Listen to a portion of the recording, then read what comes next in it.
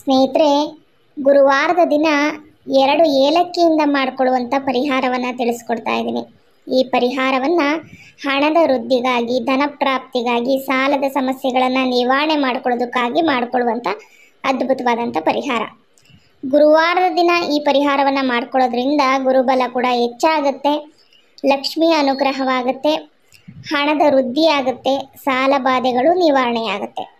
ವಿಪರೀತವಾದಂಥ ಸಾಲದ ಸಮಸ್ಯೆಗಳಿಂದ ಬಳಲ್ತಾ ಇದ್ದೀರಾ, ಕಷ್ಟಗಳನ್ನು ಅನುಭವಿಸ್ತಾ ಇದ್ದೀರಾ ಅಂದರೆ ಈ ಏಲಕ್ಕಿಯ ಪರಿಹಾರವನ್ನು ಮಾಡ್ಕೊಂಡು ನೋಡಿ. ಖಂಡಿತವಾಗಿಯೂ ನೀವು ಊಹಿಸಿದಷ್ಟು ಮಟ್ಟಕ್ಕೆ ಈ ಒಂದು ಪರಿಹಾರ ನಿಮಗೆ ಸಿದ್ಧಿಯನ್ನು ಕೊಡುತ್ತೆ.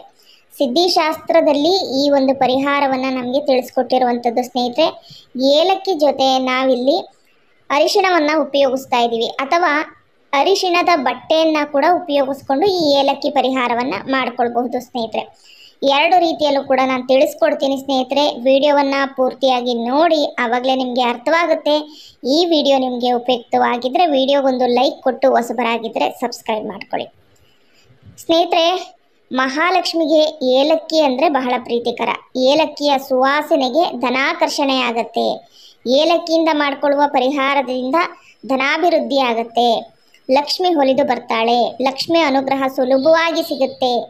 ಖಂಡಿತವಾಗಿ ಅದರಲ್ಲೂ ಗುರುವಾರದ ದಿನ, ಶುಕ್ರವಾರದ ದಿನ ಏಲಕ್ಕಿಯಿಂದ ಪರಿಹಾರಗಳನ್ನು ಮಾಡಿಕೊಂಡಿದ್ದೆ ಆದಲ್ಲಿ ಖಂಡಿತ ಲಕ್ಷ್ಮಿಯ ಅನುಗ್ರಹದೊಂದಿಗೆ ಸಕಲ ಸಂಕಷ್ಟಗಳು ಕೂಡ ನಿರ್ಮೂಲವಾಗುತ್ತೆ. ನಿಮಗೇನಾದರೂ ವಿಪರೀತವಾಗಿ ಹಣಕಾಸಿನ ಸಮಸ್ಯೆಗಳಾಗ್ತಾ ಇದೆ, ಸಾಲ ಬಾಧೆಗಳಾಗ್ತಾ ಇದೆ, ಕಷ್ಟಗಳು ನಿಮ್ಮ ಬೆನ್ನಟ್ಟಿ ಬರ್ತಾ ಇದೆ, ಅದೃಷ್ಟ ಅನ್ನೋದೇ ಇಲ್ಲ, ಎಷ್ಟೇ ದುಡಿದ್ರೂ ಕೂಡ ಕೈಯಲ್ಲಿ ಬಿಡಿಗಾಸು ನಿಲ್ತಾ ಇಲ್ಲ, ದಿನದಿಂದ ದಿನಕ್ಕೆ ವಿಪರೀತವಾಗಿ ಸಾಲದ ಸಮಸ್ಯೆಯಲ್ಲಿ ಬಳಲ್ತಾ ಇದ್ದೀರಾ, ಒಂದಕ್ಕೆ ಹಣ ಹೊಂದಿಸಿ ಇನ್ನೊಂದಕ್ಕೆ ಹಣ ಹೊಂದಿಸೋದಕ್ಕಾಗಲ್ಲ, ಆ ರೀತಿ ಪರಿಸ್ಥಿತಿ ಇದ್ದೀರಾ, ಊಟಕ್ಕೂ ಕೂಡ ಕಷ್ಟಪಡುವಂತಹ ಪರಿಸ್ಥಿತಿ ಕೆಲವೊಮ್ಮೆ ಜೀವನದಲ್ಲಿ ಬಂದೊದಗ್ಬಿಡುತ್ತೆ. ಇದೆಲ್ಲದಕ್ಕೂ ಕಾರಣ ಹಣದ ಸಮಸ್ಯೆ ಆಗಿರುತ್ತೆ, ದಾರಿದ್ರ್ಯ ಆಗಿರುತ್ತೆ. ಮನೆಯಲ್ಲಿ ದಾರಿದ್ರ್ಯ ಲಕ್ಷ್ಮಿ ಇದ್ದಂಥ ಸಂದರ್ಭದಲ್ಲಿ ಅಂತಹ ಮನೆಗೆ ಲಕ್ಷ್ಮೀ ದೇವಿ ಪ್ರವೇಶ ಮಾಡೋದಿಲ್ಲ. ಮೊದಲನೇದಾಗಿ ಗುರುವಾರದ ದಿನ ನೀವು ಮನೆಯನ್ನು ಶುಭ್ರಗೊಳಿಸ್ಕೊಂಡ ನಂತರ ಸ್ವಲ್ಪ ಅರಿಶಿಣದ ನೀರನ್ನು ಪ್ರೋಕ್ಷಣೆ ಮಾಡ್ಕೊಳ್ಳಿ.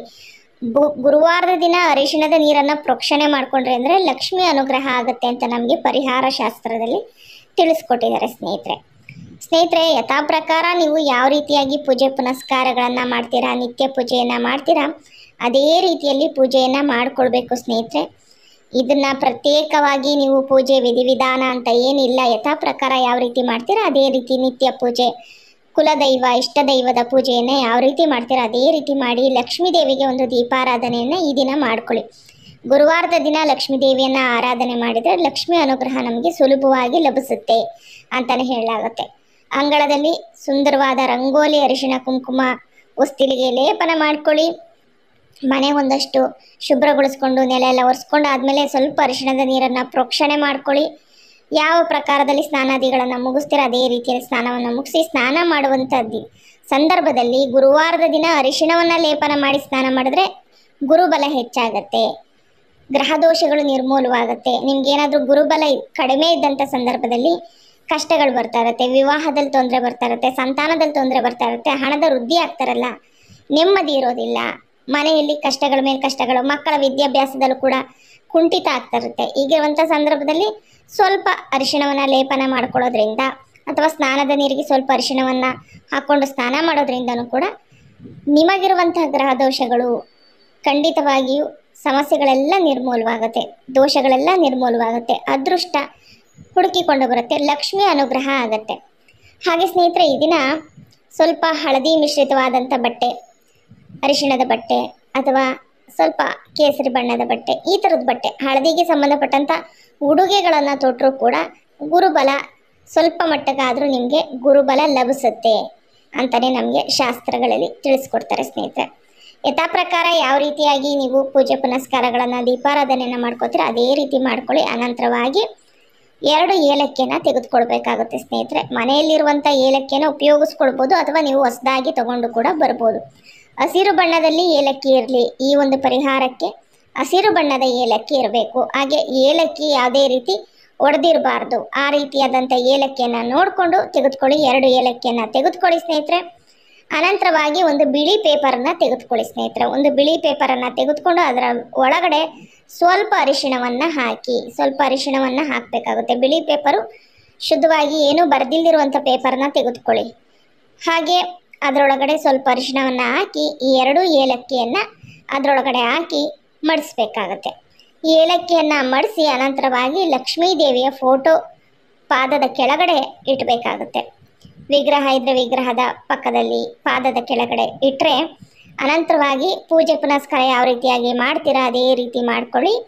ಈ ತಂತ್ರಕ್ಕೂ ಕೂಡ ಈ ಒಂದು ಪೇಪರ್ ಏನಿದೆ ನೋಡಿ, ಇದರಲ್ಲಿ ಏಲಕ್ಕಿ ಇದೆಯಲ್ಲ ಅದಕ್ಕೂ ಸ್ವಲ್ಪ ಪುಷ್ಪವನ್ನು ಹಾಕಿ ಅಕ್ಷತೆಯನ್ನು ಹಾಕಿ ನಮಸ್ಕಾರ ಮಾಡಿಕೊಂಡು ಧೂಪ ದೀಪವನ್ನು ಮಾಡಿಕೊಂಡು ಲಕ್ಷ್ಮಿಯನ್ನು ಕೇಳ್ಕೊಳ್ಳಿ. ನನ್ನ ಸಾಲ ಬಾಧೆ ಹಣಕಾಸಿನ ಸಮಸ್ಯೆಗಳು ನಿರ್ಮೂಲವಾಗಬೇಕು ಅಂತ ನೀವು ಕೇಳಿಕೊಂಡು ಬೇಡಿಕೊಂಡು ಸಂಕಲ್ಪಪೂರ್ವಕವಾಗಿ ಈ ಪರಿಹಾರವನ್ನು ಮಾಡಿಕೊಳ್ಬೇಕು.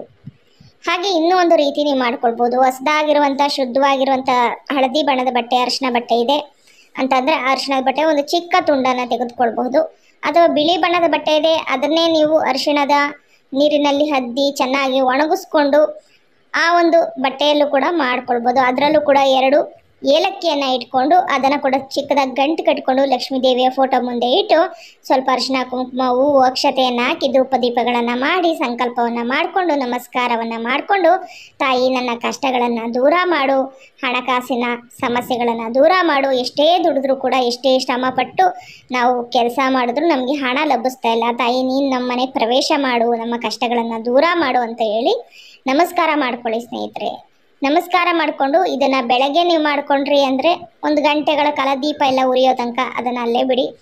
ಅಥವಾ ಸಾಯಂಕಾಲ ಮಾಡಿಕೊಂಡ್ರಷ್ಟೇ ದೀಪ ಎಲ್ಲ ಉರಿಯೋ ತನಕ ಅಲ್ಲೇ ಬಿಡಿ. ಅನಂತರವಾಗಿ ಸ್ನೇಹಿತರೆ ಇದನ್ನು ನೀವು ನಿಮ್ಮ ಪರ್ಸಿನಲ್ಲಿ ಇಟ್ಕೊಳ್ಬಹುದು. ಅಥವಾ ನೀವು ವ್ಯಾಪಾರ ವ್ಯವಹಾರ ಮಾಡುವಂಥ ಲಾಕರ್ ಏನಿರುತ್ತೆ ಅಂದರೆ ಗಲ್ಲಾ ಪೆಟ್ಟಿಗೆ ಏನಿರುತ್ತೆ ಅಲ್ಲಿ ನೀವು ಇಟ್ಕೊಳ್ಬೋದು. ನಿಮ್ಮ ಮನೆಯಲ್ಲಿ ಹಣ ಇಡುವಂಥ ಜಾಗದಲ್ಲಿ ಕೂಡ ಇಟ್ಕೊಳ್ಬೋದು. ಗುರುವಾರ ಈ ಒಂದು ಏಲಕ್ಕಿ ಅರಿಶಿಣ ಪುಡಿ ಅರಿಶಿಣ ಇದರಿಂದ ನೀವು ಈ ಥರದ ಒಂದು ಪರಿಹಾರವನ್ನು ಮಾಡ್ಕೊಳ್ಳಿ. ಅದ್ಭುತವಾಗಿ ಕೆಲಸ ಮಾಡುತ್ತೆ ಸ್ನೇಹಿತರೆ. ನಿಮ್ಮ ಹಣದ ವೃದ್ಧಿ ಆಗೋದ್ರ ಜೊತೆಗೆ ಸಕಲ ಸಂಕಷ್ಟಗಳು ಕೂಡ ದೂರವಾಗುತ್ತೆ, ಕಷ್ಟ ಬಾಧೆ ಬಂಧನಗಳು ಕೂಡ ದೂರವಾಗುತ್ತೆ. ಸಂಕಲ್ಪಪೂರ್ವಕವಾಗಿ ಮಾಡ್ಕೊಳ್ಬೇಕು. ಅಮ್ಮನವರನ್ನ ಭಕ್ತಿಪೂರ್ವಕವಾಗಿ ಕೇಳಿಕೊಂಡು ಪರಿಹಾರವನ್ನು ಮಾಡ್ಕೊಳ್ಬೇಕು. ಸಿದ್ಧಿಶಾಸ್ತ್ರದಲ್ಲಿ ಇದನ್ನು ತಿಳಿಸ್ಕೊಟ್ಟಿದ್ದಾರೆ. ಇದನ್ನು ಎಷ್ಟು ದಿನ ಇಟ್ಕೊಳ್ಬೇಕು ಅಂದರೆ ಇದನ್ನು ನೀವು 1 ತಿಂಗಳ ತನಕ ಬೇಕಾದರೂ ಇಟ್ಕೊಳ್ಬಹುದು. ನಿಮಗೆ ಯಾವಾಗ ನಿಮ್ಗೆ ಗೊತ್ತಾಗ್ತಾ ಹೋಗುತ್ತೆ, ಹಣ ವಿಪರೀತವಾಗಿ ಸೇರ್ತಾ ಹೋಗುತ್ತೆ, ಲಕ್ಷ್ಮಿ ಅನುಗ್ರಹ ಅಷ್ಟರ ಮಟ್ಟಕ್ಕೆ ತಂದು ಕೊಡುತ್ತೆ, ಗುರುಬಲ ಹೆಚ್ಚಾಗುತ್ತೆ, ಲಕ್ಷ್ಮಿ ಅನುಗ್ರಹ ಹೆಚ್ಚಾಗುತ್ತೆ, ಕಷ್ಟಗಳು ದೂರವಾಗುತ್ತೆ, ಸಾಲ ಬಾಧೆಗಳು ನಿವಾರಣೆ ಆಗುತ್ತೆ, ಹಣ ವಿಪರೀತವಾಗಿ ಬಂದು ಸೇರ್ತಾ ಹೋಗುತ್ತೆ. ಹಾಗಾಗಿ ನಿಮಗೆ ಗೊತ್ತಾಗ್ತಾ ಹೋಗುತ್ತೆ. ಇದನ್ನು ನೀವು ಪ್ರತಿ ತಿಂಗಳು ಕೂಡ ಮಾಡ್ಕೊಳ್ಬೋದು. ಗುರುವಾರದ ದಿನ ಅಮಾವಾಸ್ಯೆ ಪೌರ್ಣಮಿ ಬಂದಾಗಲೂ ಕೂಡ ಮಾಡ್ಕೊಳ್ಬೋದು. ಅಥವಾ ಗುರುವಾರದ ದಿನ ನೀವು ಇದನ್ನು ಮಾಡ್ಕೊಳ್ಬಹುದು. ಅದ್ಭುತವಾಗಿ ಕೆಲಸ ಮಾಡುತ್ತೆ ಸ್ನೇಹಿತರೆ. ಆಶ್ಚರ್ಯ ಪಡ್ತೀರಾ. ಜೀವನದಲ್ಲಿ ಎಲ್ಲ ಸಮಸ್ಯೆಗಳು ಕೂಡ ದೂರವಾಗುತ್ತೆ. ಅನಂತರವಾಗಿ ಅದು ಮತ್ತೆ ನೀವು ಮಾಡ್ಕೊಳ್ಬೇಕಾದ್ರೆ ಈ ಏಲಕ್ಕಿಯನ್ನು ಹಸಿರು ಗಿಡದಲ್ಲಿ ಹಾಕ್ಬಿಡಿ. ಅಷ್ಟೇ ಮಾಡಬೇಕಾಗಿರೋದು.